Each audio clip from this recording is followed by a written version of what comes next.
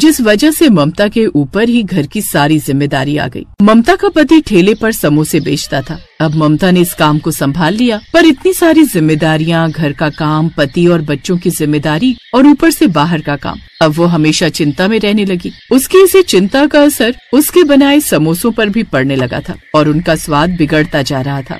अरे ममता, ये कैसे बेस्वादी समोसे बनाए हैं तुमने भाई? अरे बिल्कुल भी मजा नहीं आया। सच में बहन, पहले रामलाल समोसे बनाता था ना तो उंगलियां चाटते रह जाते थे। इतने चटपटे समोसे बनाता था वो। जब से रामलाल की जगह तुमने समोसे बेचने शुरू करे हैं, तब से समोसे में वो बात नहीं रही। इतने फीके समोसे मैंने कभी नहीं खाए। शाम को ममता उदासी भरे चेहरे से घर लौटी। रामलाल आंखों से भले ही नहीं देख पाता था, पर ममता की आवाज से वो पहचान जाता था कि वो कितने दुख में है। ममता, तेरी आवाज बता रही है कि आज भी काम कुछ ज्यादा नहीं हुआ। समोसे बिके नहीं क्या? कहाँ बिके? सिर्फ 10 समोसे ही बेच पाई। सब कह रहे थे कि मेरे समोसों में अब वो स्वाद ही नहीं रहा।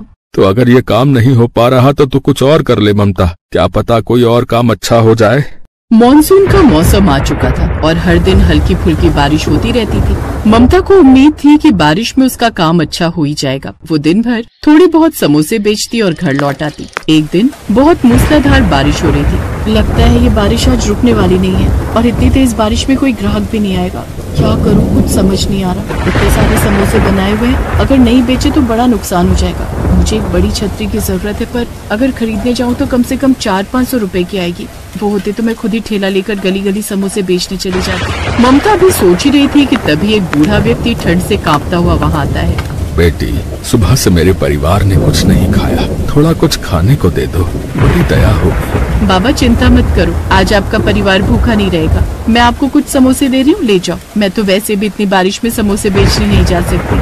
क्यों बेटी, तुम गली गली घूमकर बारिश में समोसे बेच सकती हो।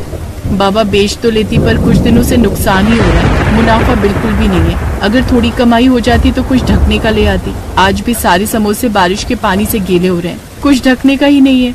एक काम करो बेटी, तुम ये बोरी रख लो, ये थोड़ी फटी हुई है और अगर तुम्हारे काम आ जाए तो। बाबा, अगर आप ये बोरी मुझे दे दोगे तो आप क्या लोगे? आप भीग जाओगे। ये एक बोरी ही तो आपको इस बारिश से बचा रही है। बेटी, इस बोरी की जरूरत मुझसे ज्यादा तुम्हें है। मैं जानता हूँ तुम्हारे पास छतरी नहीं है और तुम समोसे बेचने नहीं जा पा रही। अगर तुमने मुझ गरीब को भोजन दिया तो मेरा आशीर्वाद समझ कर रख लो बेटी। ये बोरी तुम्हारे बहुत काम आएगी। शुक्रिया बाबा, आपने ये बोरी देकर मेरी परेशानी कम कर दी। ममता को बोरी देकर वो बूढ़ा व्यक्ति मूसलाधार बारिश में ओझल हो गया। बोरी में थोड़े छेद हैं, पर इस मूसलाधार बारिश में कुछ तो काम आई जाएगी। भला उन बाबा का, बेचारे खुद बारिश में भीगते हुए गए हैं, पर उन्होंने बड़े मन से ये बोरी दी है। ममता ने फटी हुई बोरी को ठेले पर ढका और समोसे बेचने निकल पड़ी। गर्मा गर्म समोसे ले लो, गर्मा गर्म समोसे। भैया जी, गर्मा गर्म चटपटे समोसे ले लो। बारिश का मौसम है, समोसे खाने का अलग ही मजा आ जाएगा। अरे ये तो ममता समोसे वाली है, इसके समोसे में तो बिल्कुल भी स्वाद नहीं है। अरे खाकर देखते हैं, क्या पता आज सही बने हो। लाओ ममता, 2 समोसे दे दो। ममता वहाँ खड़े कुछ लोगों को समोसे देती है। अरे वाह वाह, क्या समोसे हैं ममता। आज तो तेरे समोसे में कुछ अलग ही स्वाद है। एकदम चटपटे समोसे। सही में इतने अच्छे समोसे तो मैंने आज तक किसी भी समोसे वाले से नहीं खाए भाई। हाँ, ऐसी बात है तो एक समोसा मुझे भी दे ही दो भाई। देखते देखते ममता के आसपास लोगों की भीड़ लग गई। ममता ये देखकर हैरान थी। अरे समोसे वाली, जरा 10 समोसे मेरे भी पैक कर देना। 5 मेरे भी कर देना। हे भगवान, तेरा लाख लाख शुक्र है, आज तो मुझे सारे समोसे बिक गए। उस दिन ममता बहुत खुश थी। घर जाकर उसने सबके लिए बहुत अच्छे अच्छे पूड़ी पकवान बनाए। साथ ही ममता की सुकून भरी आवाज नेत्रहीन रामलाल के मन को भी खुशी दे रही थी। ममता, लग रहा है आज बिक्री अच्छी हुई, तभी तेरी आवाज में खुशी झलक रही है। क्या कहूँ जी, बात ही कुछ ऐसी है। आप सुनेंगे तो आपको भी बहुत खुशी होगी। आपको पता है, आज तो चमत्कार हो गया। आज मैंने सारे समोसे बेच दिए। क्या सच? ये तो सचमुच चमत्कार हो गया। कहाँ तुम सिर्फ 5 या 6 समोसे बेचा करती थी। आप ठीक कह रहे। अब से मैं ऐसा ही करूंगी। बहुत तसल्ली से समोसे बनाया करूंगी और गली गली घूमकर बेचा करूंगी।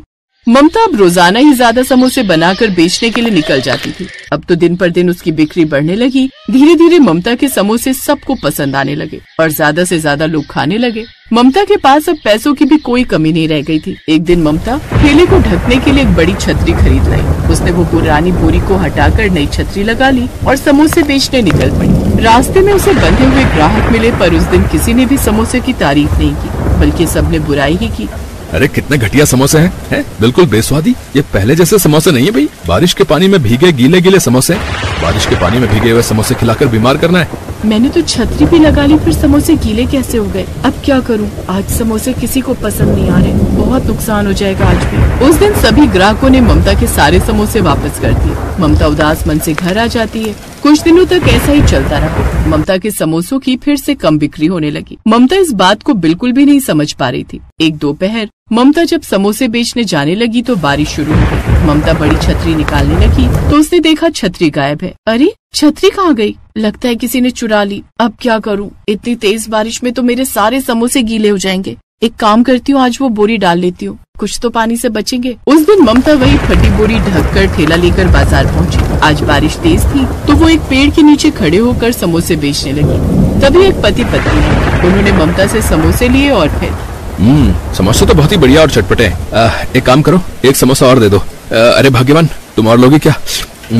हाँ, एक ले लूंगी। सुनो जी, समोसे बहुत स्वाद है, बच्चों के लिए भी पैक करवा लो। वहाँ खड़े सब लोग फिर से ममता के समोसों की तारीफ करने लगे। ये देखकर ममता बहुत हैरान थी। तभी ममता ने बोरी की तरफ देखा। वो समझ गई कि ये बोरी उसके नेक कर्मों की वजह से चमत्कारी हो गई है। उस दिन के बाद ममता ने उन बाबा का आशीर्वाद मानकर उस बोरी को हमेशा अपने पास रखा, जिससे उसे काम में सफलता मिली।